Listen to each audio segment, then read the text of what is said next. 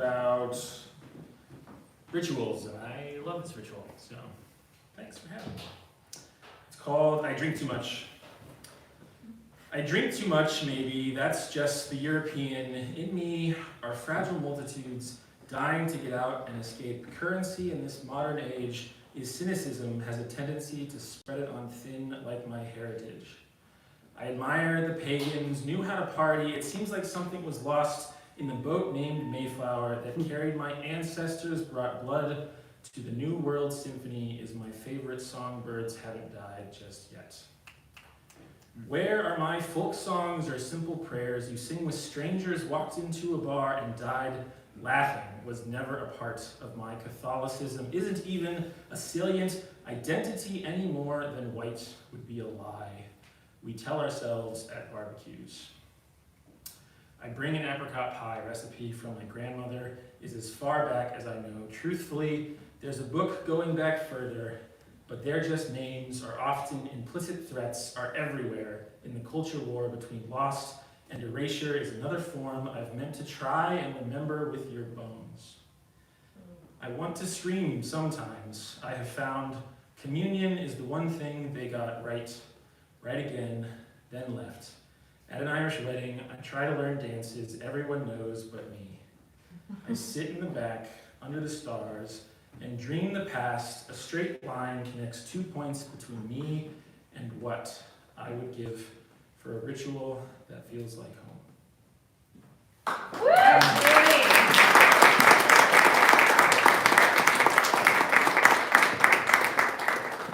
I mean, can we count this as a ritual that feels like home? Can we do that? Can we say Blue Hour is a ritual that feels like home, Lily? Is that something we can say? Sure. So the new last line is light blue hour. You're welcome. Send it to the New Yorker. All right, great.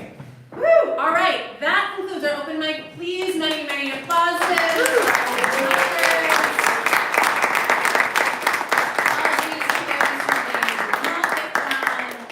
Come back next month. All right, I'm very excited to move us into the second half of our show where we have our featured readers. We're going to start out with a duo. We're going to hear poems and poems in translation. And it's going to be incredible. I'm going to read you their bios.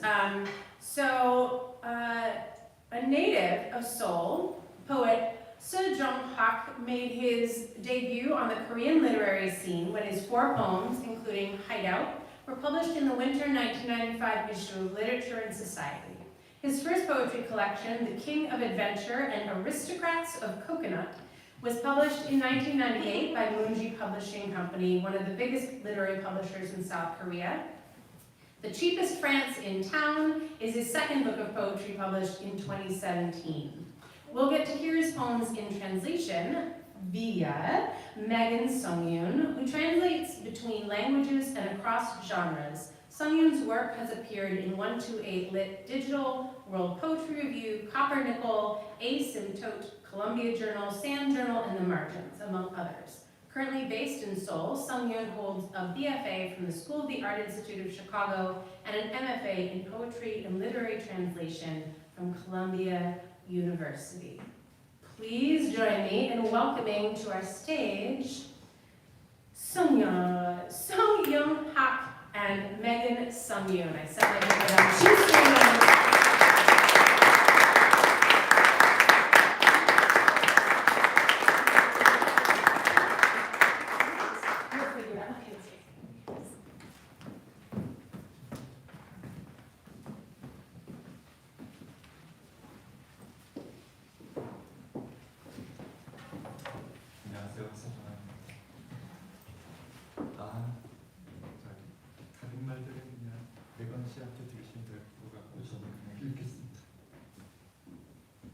제일 앞자리엔 책이가 아닙니다.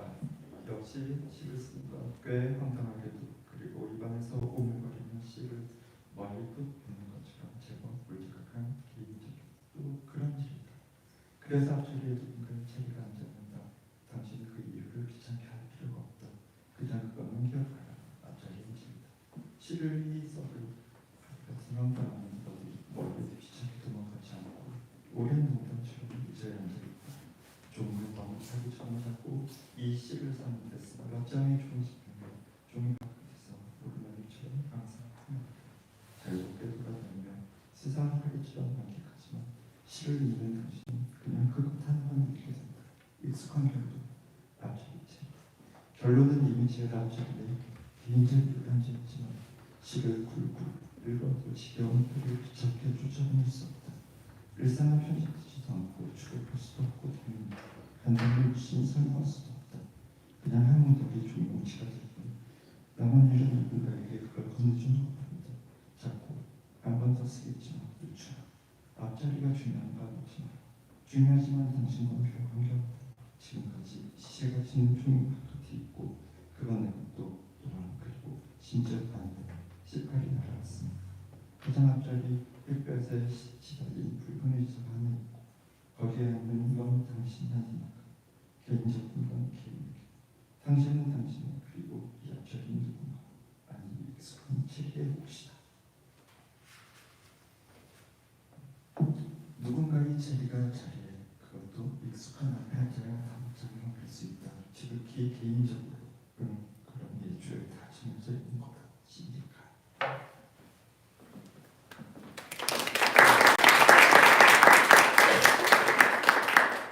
Before you begin, said, "Hello everyone, I'm Seo Jung Hak," and you'll hear the rest from Megan. See the rest. I just want to thank you on both our behalf to the Poetry Center Chicago. It used to be the Poetry Center Chicago, and now it's Chicago Poetry Center. And I used to be an intern at the Poetry Center Chicago, so so it's really good to be back in Chicago and be reading and sharing these poems with you guys here. It means a lot to me, so thank you for having us tonight. So I'll read a poem now. Cherry sits in the front row seat. Indeed, writing a poem is a task that is quite absurd and like chewing and spitting a seed out of your mouth. Put, pretty thoughtless, personal, and so forth. That's why someone's Cherry needs to sit in the front. Don't bother to know the reason. Just remember that in the front seat is Cherry. Even if I scribble out a poem, the absurdity, like a fly that doesn't bother flying off somewhere far away, is sitting on a chair like an old joke. The paper is too small, like a fly, and the few bills I spent to buy the seed are wandering with their two wings gaunt like formalin and enjoying the world like a fly. But you who read this poem end up reading only that, a familiar conclusion. Front seat Cherry. In conclusion, though already sitting in the frontmost seat for a personal reason, you can't be bothered to drive away the annoying fly, even if you are reading a poem. The everyday cannot be edited, constructed, or, of course, explained away simply, indifferently. It just becomes a pile of paper. The only task left is handing it to someone. Small, maybe good for one more use, shabby. Don't ask whether the front seat is important. It is important, but none of your business.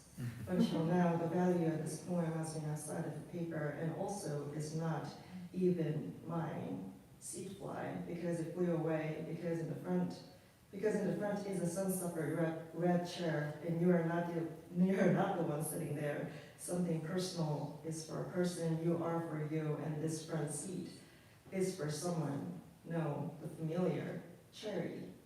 Someone's Cherry must sit, especially in the familiar front, to turn a page, extremely personally. Yes, it's been so decided from the outset, because a seat.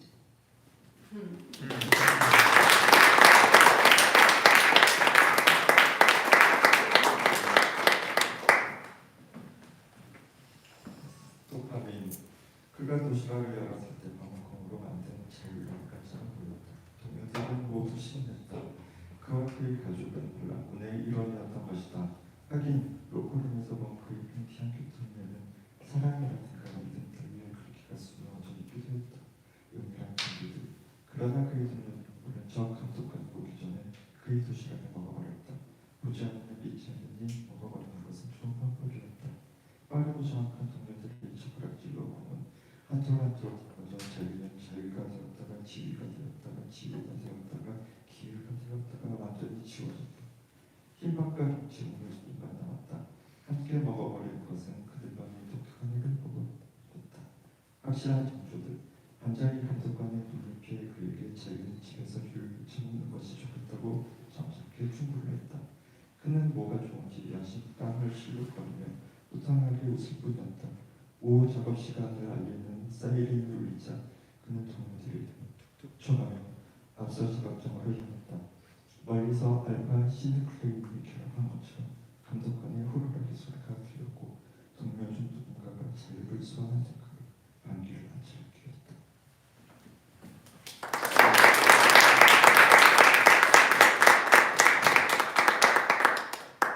Uberman. When he opened his lunch, he saw the word freedom written in black beans. His colleagues all groaned. Turned out he and his family were members of the rebel army. Right, we saw his underpants with words like love and trust stitched in the corner. Subtle signs, however, his colleagues pretended they knew nothing and ate up his lunch before the supervisor came. Seeing is believing, so eating was a good idea. By the fast and precise chopsticks of the colleagues, the beans disappeared one bean at a time, so freedom was turned freed, and then feed, and then fed, and then effed, and then was completely gone. There were only white rice and kimchi stains. Eating together was their unique solution. Obvious signs. Behind the supervisor's back, the section leader politely advised that he better feed himself freedom quietly at home. He kept twitching his cheeks and then let out big laughter. When the siren went off for the afternoon shift, he patted his colleagues' backs as he headed back to work. From a distance, the supervisor's whistle blew like combining alpha-synuclein, and one of the colleagues farted once as the price of digesting freedom.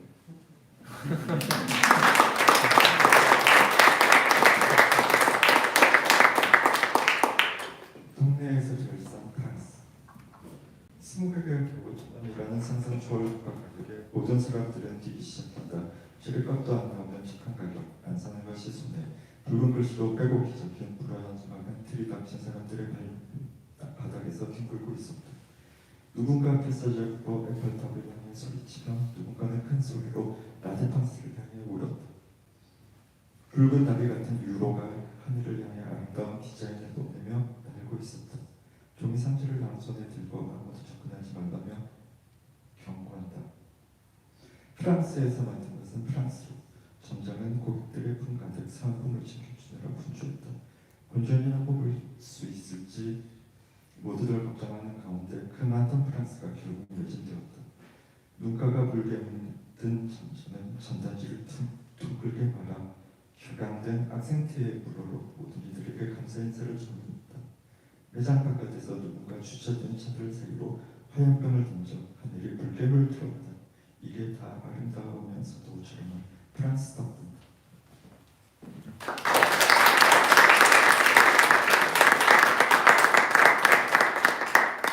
The cheapest friends in town.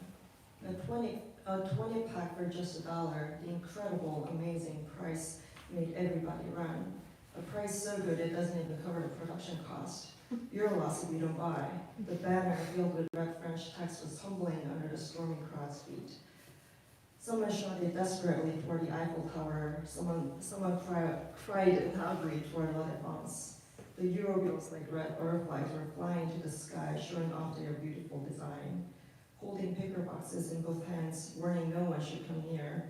What's made in France must go back to France. The store manager was busy filling customers' arms with freebies. Though everyone worried that the store wouldn't make any profit, the many Frances sold out eventually. With bloodshot eyes, the store manager pulled up the flyers and thanked everyone in excitedly accented French. Outside the store, someone threw a Molotov cocktail into the parked cars. The sky turned red. All for beautiful, cheap France.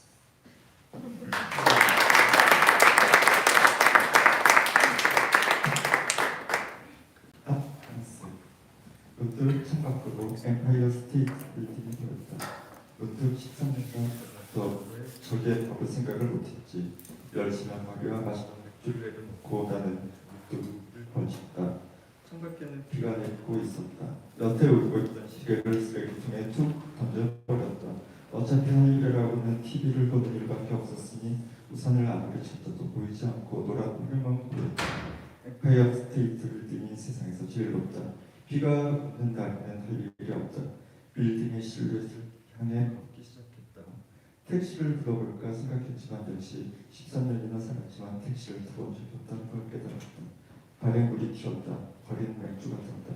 가만히 있자. 신호등 앞에 서서 한 번도 부글부글 켜진 것이 적이 없다는 것을 생각해냈다. 멸치 몇 마리가 길을 가로짓고 있었다. 왼쪽으로 돌아야 했다. 왼쪽으로 돌아야 한다. 누군가 내 어깨를 치고 지나갔다. 오랜만이었다.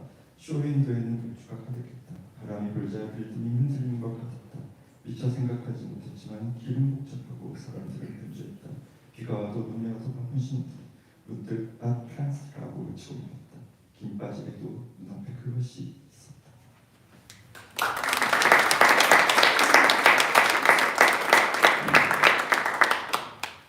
Oh, France. Suddenly, the Empire State Building appeared outside the window. Suddenly, how could I have never thought of going there after 13 years of living?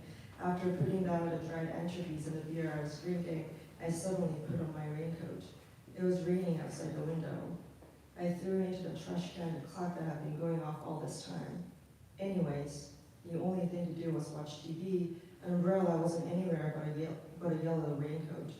The Empire State Building is the tallest in the world. There's nothing to do on a rainy day. I started walking toward the building silhouette. I thought of calling a taxi, but indeed, I realized after 13 years of living here, I had never taken a taxi. Water splashed into my feet. The street was like beer. Wait, standing by the street light, I remembered the green light had never been on. A few anchovies were crossing the street. I knew to turn left. Someone bumped into my left shoulder. It had been a while. The shop window was full of beer. When the wind blew, it was as if the building was swaying.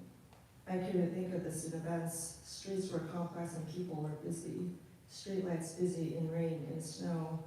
Suddenly, oh, France, I ended up yelling. Disappointingly, it was right before my eyes.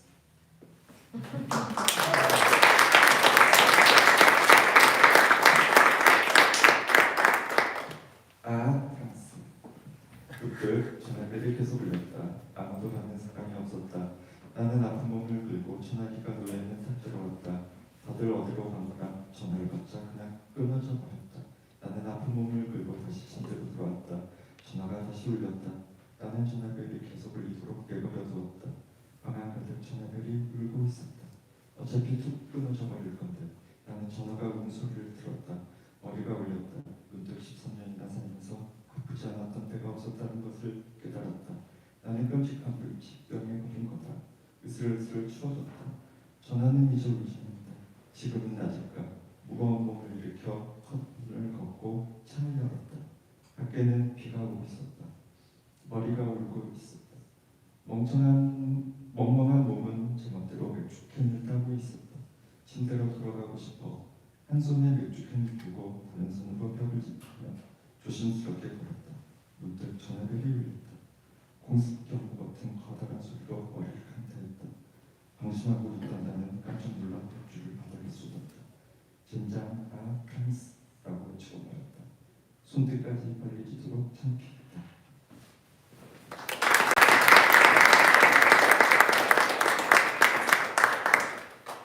Ow, France. Suddenly, the telephone kept ringing. No one was picking up.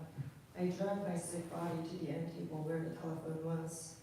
Where is everyone? The line dropped just as I picked up. I dragged my sick body back to bed. The phone rang again. I let the phone keep ringing. It'd be hung up anyway. I listened to the sound of the ringing phone. My head was ringing. Suddenly, I realized I had never been that sick in the past 13 years of living here. I had contracted a terrible terminal disease. The chill seeped in. The phone wasn't ringing anymore. Is it daytime? I stood my heavy body up to roll up the curtain and open the window. It was raining outside. My head was ringing. My numb body was opening the beer can against my will, wanting to go back to bed with one hand holding the beer can and the other supporting myself against the wall. I walked carefully. Suddenly, the phone rang. It smashed my head with a loud sound like the air raid siren. Caught off guard, I spilled my beer on the floor. Damn it. Ow. France. I ended up yelling. I was embarrassed to the flush back of my hand.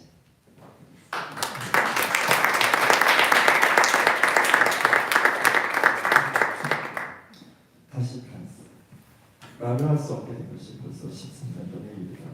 탁자 위 접시에는 멸치 몇 마리가 담겨 있었다. 나는 다 마신 맥주캔을 방구석에 휴지통으로 던졌다. 비가 오든지 말든지 전화가 울리든지 말든지 이제 별 상관이 없었다. 내 입은 맥주를 마시고 멸치를 토하고 콜록거리며 기침을 내뱉고 그녀의 귓가에 숨을 푹 불어줄 수는 있었지만 말을 할 수가 없게 되었다. 빈캔은 큰 소리를 내며 휴지통으로 빨려 들어갔다. 방에는 전화가 한 대 놓여 있었지만 아무 쓸모가 없었다. 대답을 할 수 없었으니까 아무도 알지 못하는 전화번호로 가끔 거친 숨소리를 내는 장난전화가 걸려왔다. 나도 숨소리로 응대해 주었다. 냉장고 가득 맥주가 쌓여 있어 심심하진 않았다. 가끔 꿈을 꾸었다. 지하실 밖 비가 내리고 있었고 스파게티 소스 상자가 몇 개 있었고 추웠다. 아, 그뿐이다. 아무 일도 일어나지 않는 꿈. 꿈을 꿀 때는 숨소리가 거칠어졌다. 말을 해본 지도 이제 13년 전의 일이다. 그때의 아이들은 졸업을 하고 결혼을 하고 아이를 낳고 몇몇은 죽었다. 비가 내리고 있다. 이곳에서는 늘상 비가 온다. 잠깐 졸았을 뿐인데 벌써 이렇게 시간이 흘렀다. 심심하지는 않았으니 그걸로 된 거다. 찌그러진 맥주캔과 빈 스파게티 상자가 가득 쌓여있는 지하실. 이젠 별 상관이 없다. 지겨웠던 13년을 생각하며 불어터진 스파게티를 먹으려다 문득 나는 어이없게도 프랑스라고 외쳐버렸다.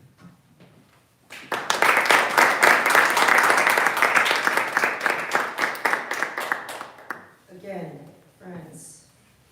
It's already been 13 years since I became unable to speak. There were a few anchovies on the plate on the end table. I threw the empty beer can into the trash can in the corner. Whether it rained or not, whether the phone rang or not, it didn't matter anymore. My mouth drank beer, threw up anchovies, let out coughs, could have puffed into her ear, but I had become unable to speak. Making a loud noise, the empty can was sucked into the trash can. There was a telephone installed in the room, but it was of no use because I couldn't answer. Sometimes I would get prank calls of heavy breathing sounds from numbers unknown to anyone. I, too, responded with breathing sounds. The refrigerator full of beer kept me from becoming bored. Sometimes I had dreams. The basement. It was raining and there were a few boxes of spaghetti sauce and it was cold. Ah, that was it. A dream in which nothing happens. My breathing got heavy when I dreamed. It's been 13 years since I last spoke. The children back then have now graduated, married, had children, and some died. It's raining. It always rains here. I dozed off for a moment and time has passed this much already. At least I wasn't bored, so that's good. The basement, where crushed beer cans and empty spaghetti boxes are piled up, now it doesn't really matter. Reminiscing over the sickening 13 years, I was about to eat soggy spaghetti when suddenly, absurdly, France, I ended up yelling.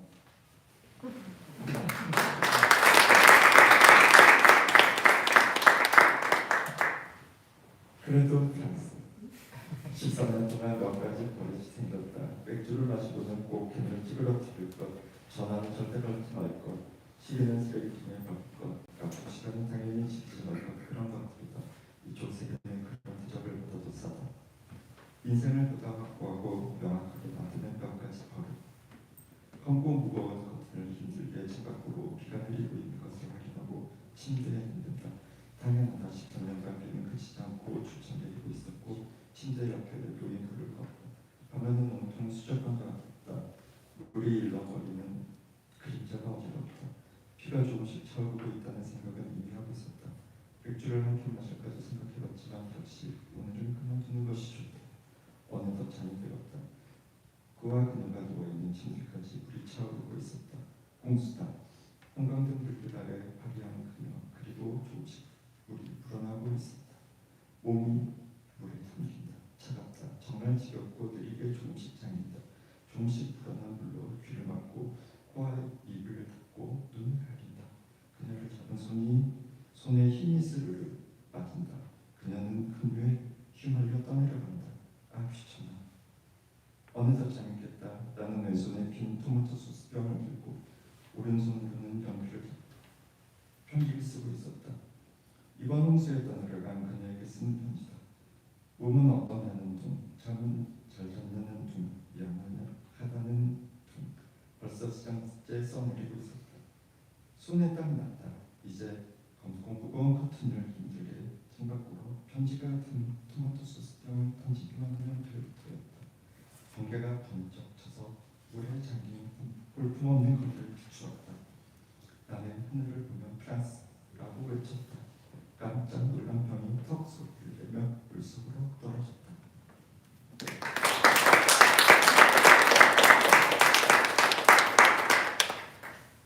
Still, friends, I developed a few habits over 13 years.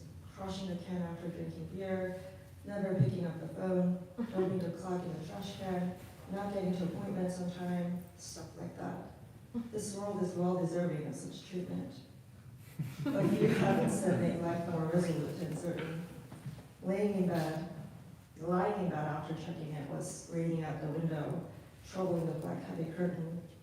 Of course, the rain had been pouring incessantly for 13 years and turned off the light next to the bed. The room was entirely like an aquarium. The rippling shadows were dizzying. Already thinking the rain was filling up. I thought of drinking a can of beer, but indeed, today it was better not to. I fell asleep before I knew it. The water was filling all the way up to the bed where he and she lay. A flood, she looking pallid under the fluorescent light. The body submerges, cold, really, sickeningly, and slowly submerges little by little. Rising gradually, the water fills the ears, closes the nose and mouth, covers the eyes. The strength wanes in the hand holding her. She drifts away in the torrent. Ah, weary. I woke up before I knew it. I was holding an empty tomato sauce jar in one hand and a pencil in the other, writing a letter. It was addressed to the woman who was swept away in the flood. How are you feeling? Did you get some sleep? I'm sorry. Already writing on the third page. My hands were sweaty. Now I only had to throw out the window, troubling the black heavy curtain, the tomato sauce jar containing the letter. The lightning flashed, shining on the unseemly streets underwater. Looking at the sky, friends, I yelled. The sorrel jar, making a thud, fell into the water. That's the last poem we have.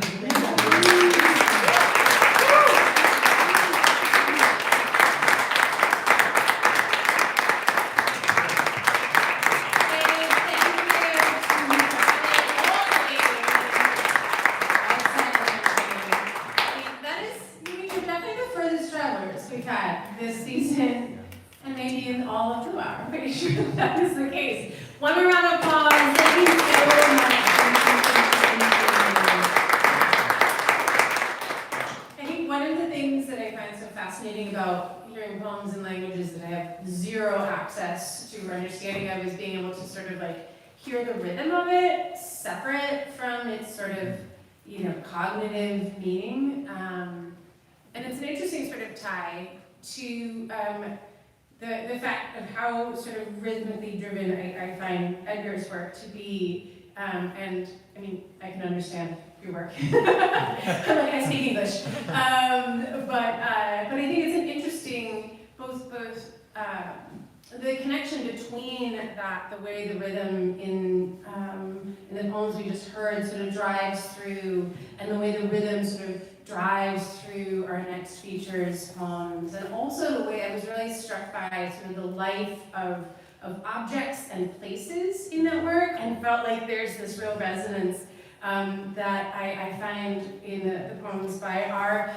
next feature, Edgar Kunz, who is the author of Fixer and Tap Out, both by Echo. He has been an NEA Fellow, a McDowell Fellow, and a Wallace Stegner Fellow at Stanford. New poems appear in the New Yorker, the Atlantic Poetry, and Oxford American. He lives in Baltimore and teaches at Goucher College.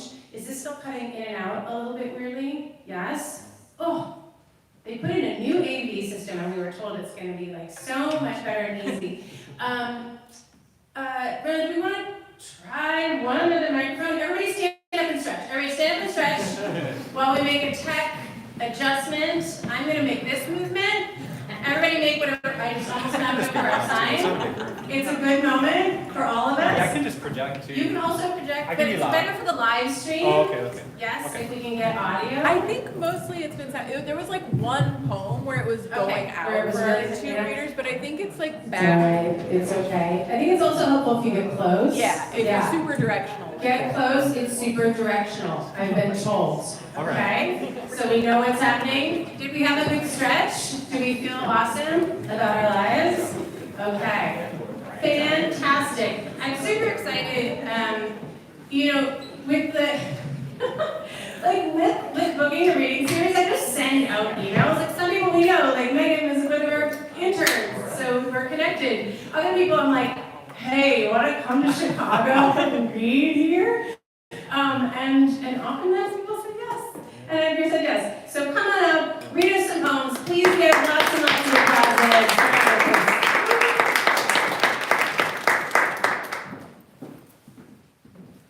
Hi. Hello! How are you? Hello! Wow, what a mansion we're in. What a mansion. Beautiful reading, incredible reading. So glad I was here to see it. I appreciate you. And what a cool room. What a beautiful sea of faces. What warmth. You can tell right away if a room's going to be good to read poems to. And this feels like a good room to read poems to. So thanks for being here. Yeah. I'm going to come back to this one, but I'm going to read, this book just came out in August. And I've been touring, thanks, yeah, I've been touring behind it ever since, so I've really been road dogging. I go from here to Nashville tomorrow, and then LA the day after that. So I'm still going hard. Do we all know and love Stevie Nicks? Yes. Cool.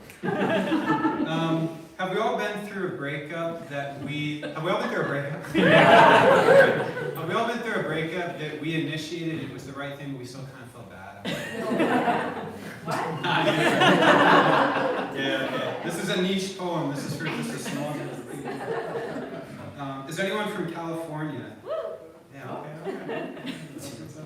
I used to live in Oakland, and when I moved to California, I went through a really bad breakup at the exact same time. And so I ended up sleeping on a friend's porch for a while. But that's a story for another time. This is about thinking that I deserve to be struck by lightning for initiating that breakup. And it's also about California, it's about Stevie Nicks and a couple other things. It's called Day Moon. After I left, I waited for someone, a friend or her herself, to walk quickly up to me on the bus or in the bustling coffee shop and slap my face, spit on my hands, call me a bastard, a real motherfucker. By waited, I mean I wanted to be revealed by some visible sign.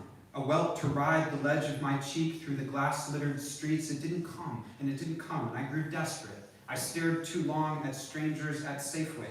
I bought boxes of clementines and ate them like a possum on the train, cramming the rinds in the gap between the seat and the wall. I drank warm beer. I made no calls. I sat on a hot metal bench by a briny lake and tried to imagine the lives of the joggers passing in front of me, their joys, their sicknesses, and regrets. I was useless. I thought of my friend who wrote a novel over a long winter in Nova Scotia, read it once, and buried it in the copse of birches behind the house. He chose the spot, he said, for its plainness, so he couldn't remember later and dig it up.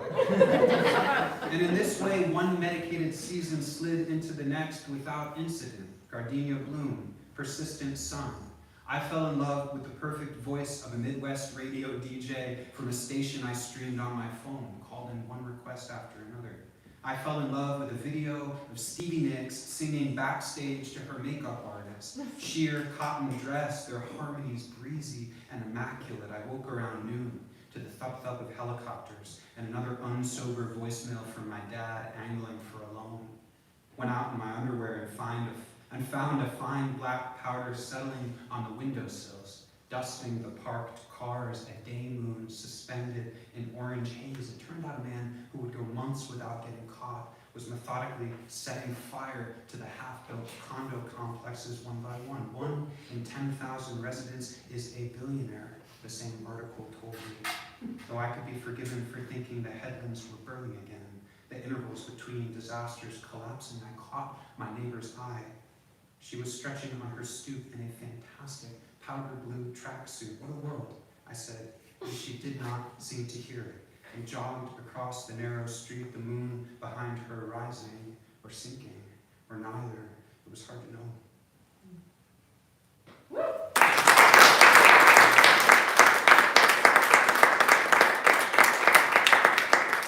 Thanks. If you take one thing from this reading, it should be that you go watch that Stevie Nicks video. I'm serious. It's called Wild Heart. Do you know it, Marty? Oh, it's incredible. Oh, it's incredible. It's Yeah. the best. Yeah, it's like the best work she's ever done. And it's just a snippet of a song. You know, she's so young and she's on tour with Fleetwood Mac, and she's got just the very beginning of a song, and she's delighted. And she just sings it's like 2 or 3 phrases over and over again. And then, in my opinion, she makes it into a full song later. It's not as good. It's like the spark of it was better than the fully realized thing. Anyway, I take that as a lesson. Like, don't edit the magic out of something. Yeah. Anyway, do you know McCormick Spice Company? This song will start every poem. Do you know this? Do you know McCormick Spice Company?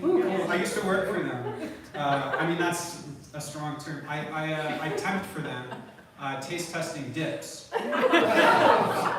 And this poem is about that job. This is a poem that's about a lot of weird jobs that I've had. It's essentially an anti-capitalist book, so it feels good to be reading it here. Yeah, this poem, I got away with putting it in the book, and I feel really good about that. It's just, all it does is describe this job. It's called Tester. I catch a bus out to the county and check in at a beige terminal. And they ask me about the smells and textures of various dips. And I click appealing or not appealing, then elaborate in the text box below. Artichoke and French onion. Spicy 3-bean queso. I got in on referral. I live with 7 other people. I measure rent and how many sessions I have to do with the dips. I start testing what I can get away with. Notes of bright espresso. Mouthfeel of a sun-ripe plum. I write longer and longer. I don't think they read a word.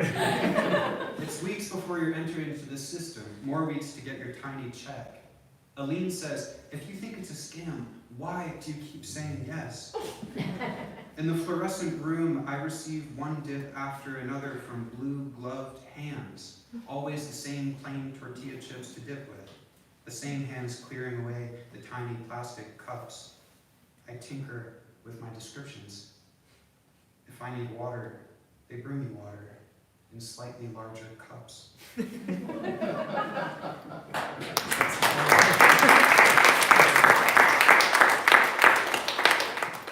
Yeah, there's very little quality control on these books, you know?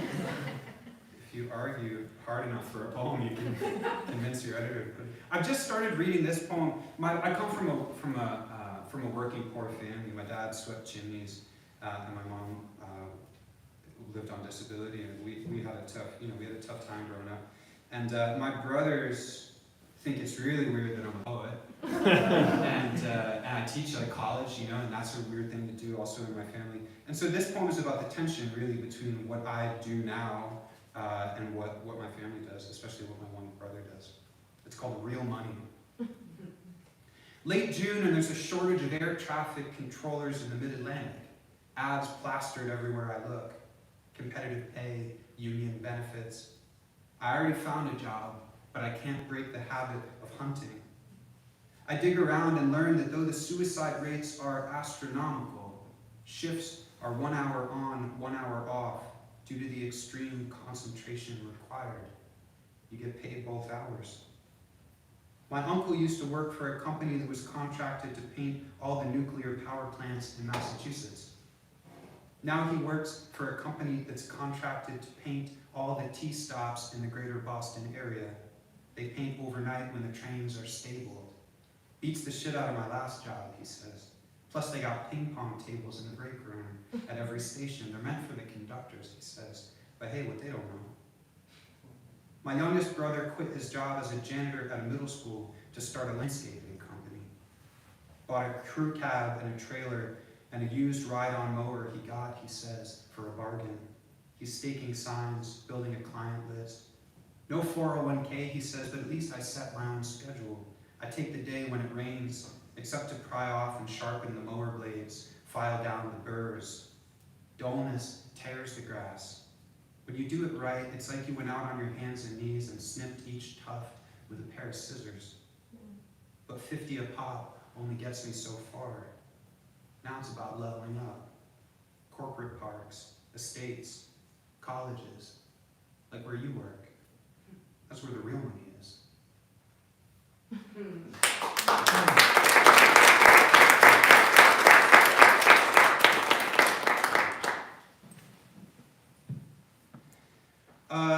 After I wrote my first book, I'm going to end on a poem from that book, but after I wrote my first book, I didn't write for a long time. And I couldn't figure out why, and I was really beating myself up about it. Really bought into some harmful ideas about what being a poet looks like, or what being a maker of things is. You know, that if I'm not actively making stuff, am I full of shit? Am I really a writer if I'm not writing, and so on. So I'm trying to be kinder to myself. But I also think it was because I was avoiding a big subject. My dad was a long-term addict and alcoholic, and he died right before that book came out, so he died in the fall at 52 years old. And then the book came out, and I hit the road and read a lot of poems about it and stuff. And so I felt like, my second book, I gotta write about something totally different. I gotta just not write about my dad at all. And I wrote not at all, and then really poorly for a while until I realized that I was that I needed to drum up the courage, you know, to talk about the time after he died. And I went back to New England, which is where I'm from, and linked up with my brothers, and we cleaned others apart. And there's just a lot to dig into and explore there. And so I wrote the first poem that I'm going to read here, and then all the rest of the poems followed. The whole middle section of the poem looks like this, or the whole middle section of the book looks like this. It's all 18 lines, and I wrote them all in a week and a half. And then I just kept writing, and I wrote the whole rest of the book, and then I sold the book later that year. So it just had been like, I don't know, building up in me in a way that needed release, I guess. I don't know. Anyway, so I'm going to read a handful of these from the middle section, and then one from the end, and then one from the other book.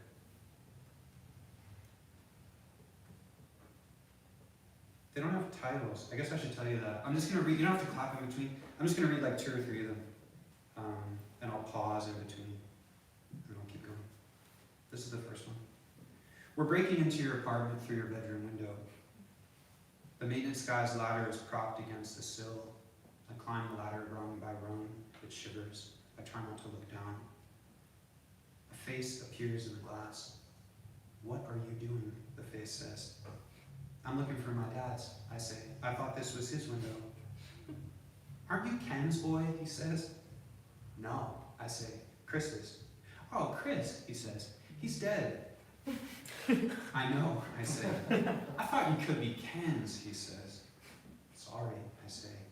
Believe me, the face says. Not my first rodeo. I climb down. We haul the ladder to the next window and try again.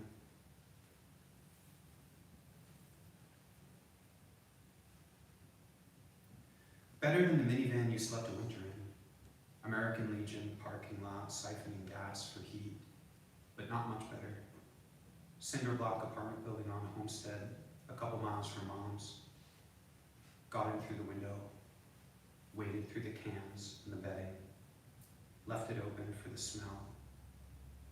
Tried not to look at the stain. Tried to be respectful, like in a museum. Stood for so long in front of your dresser, my brother touched my elbow. Everything we touch, you touch. your socks, your coat, the cash in your pockets, the cellophane from a fresh pack, Zippo with a carving of a whale, proud ship in the distance.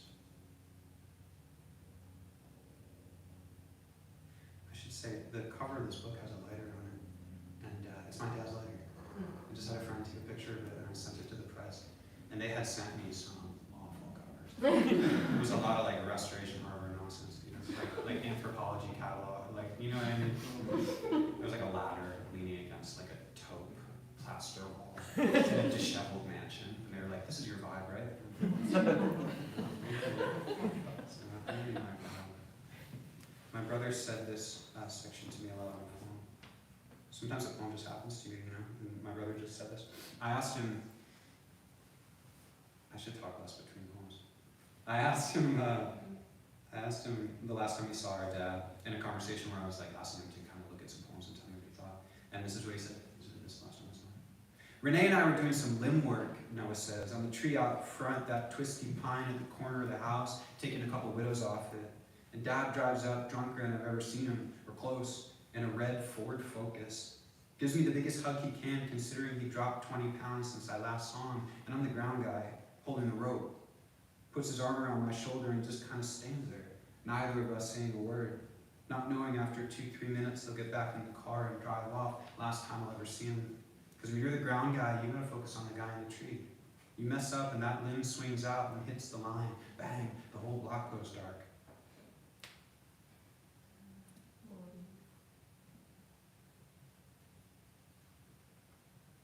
Yeah.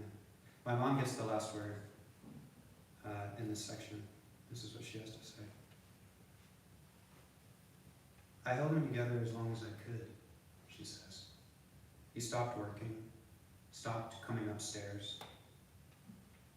He was like tissue paper coming apart in water, like smoke in my hands. It had nothing to do with you, baby. You left when you had to. I met a woman once who worked on pianos, said it was a hard job, the tools, the leverage, the required ear.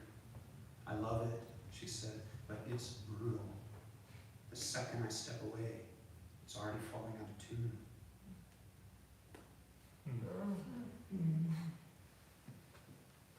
Yeah, I'll read. You guys are doing so good. I love the noises. I live off fucking bottle that. Really good. I'm gonna read just 2 more. So this one I read every time I give a reading now. It's a love poem. I'm in love. I got engaged this summer.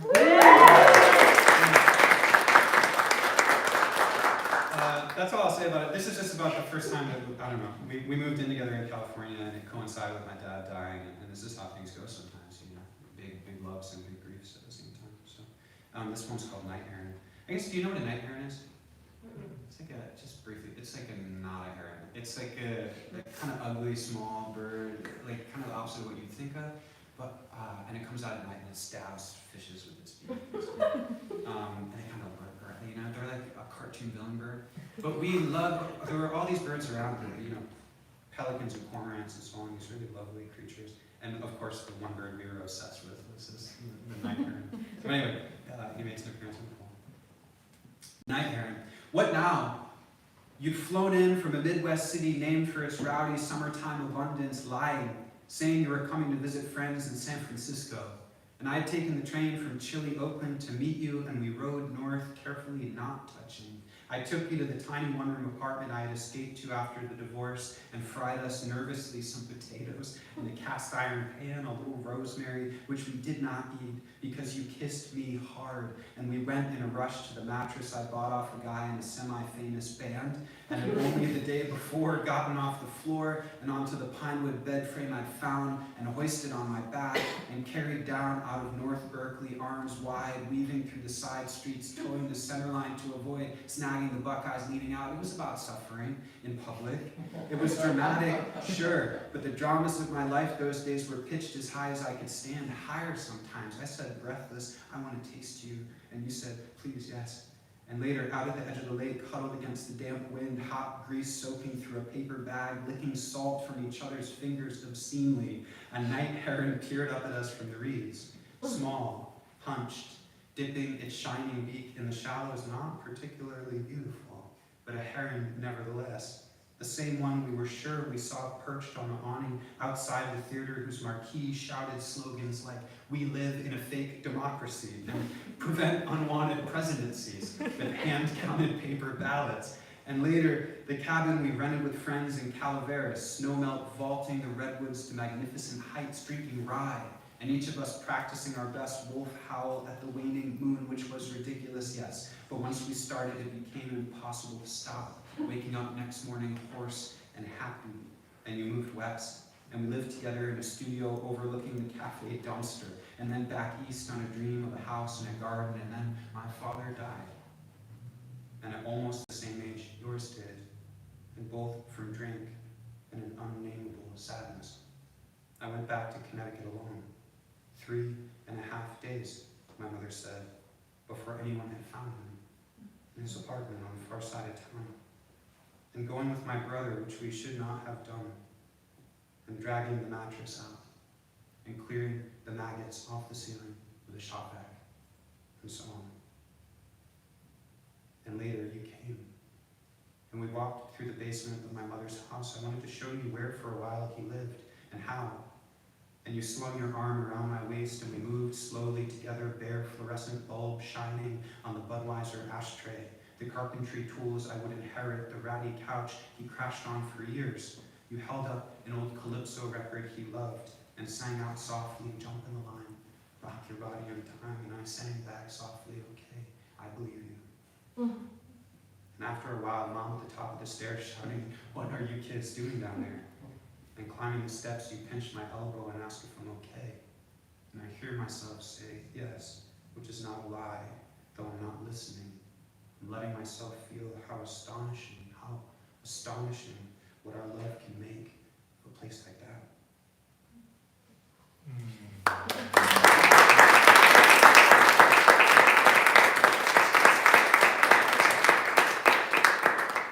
Thanks. Last poem. This one I think maybe folks have maybe read today or talked about, so I thought I'd read it. If I can find it. Yeah, it's called Graduation. This was, I'll confess something to you. I make it sound like it's my high school graduation. It's not. It's my Eagle Scout ceremony. By the skin of my teeth, I have no idea why. I think my scout leaders just felt sorry for me. They were like signing stuff. They're like, okay, you get it, you can have it. Anyway, so it was just imagine a bunch of Boy Scouts in an auditorium if you want. Graduation. When you showed up drunk as hell, humming tunelessly to yourself and slumped against the auditorium's faux wood paneling. When you fumbled in the pockets of your coat, fished out a cigarette, brought it to your lips, then realizing for the first time where you were, tossed it away and said, "Fuck it," loud enough that everyone turned in their seats. And a friend elbowed me and asked if I knew you. I shook my head, then spent the next hour wondering why I was so glad you came. You who slept each night in your battered van, who skipped meetings and lied to your sponsor, who still called your ex-wife every day, restraining order be damned. You shouldn't have been there either.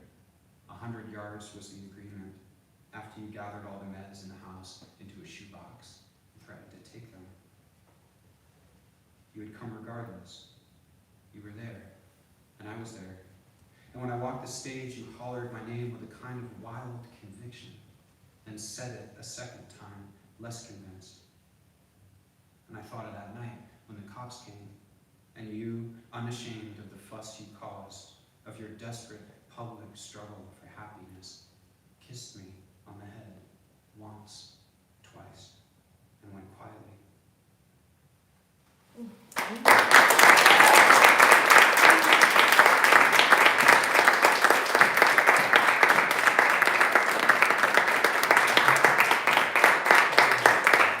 If you'd like to exhale, you can exhale now. Yes. Round of applause for all of our future leaders tonight. Thank you.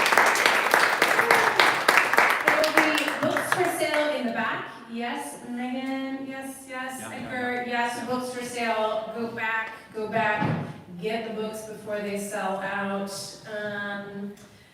There is wine and beer and water in the back. Go back, get that. Hang out, talk to each other, overcome your introversion's desire to just sit in a chair and not talk to anyone. Do it. Talk to each other. Talk about like what made you cry, what made you laugh, all those sorts of good things. Be sure to sign up for the mailing list if you are not already on it. Big thanks to the Chicago Poetry Center staff, including our incredible volunteer Chris in the background. Enormous, endless gratitude to our amazing interpreter. It's just never easy, particularly when all manner of things are thrown at us. So, enjoy your evening. Hope to see you next month. Have a good night. Get home safe. See you soon. Bye.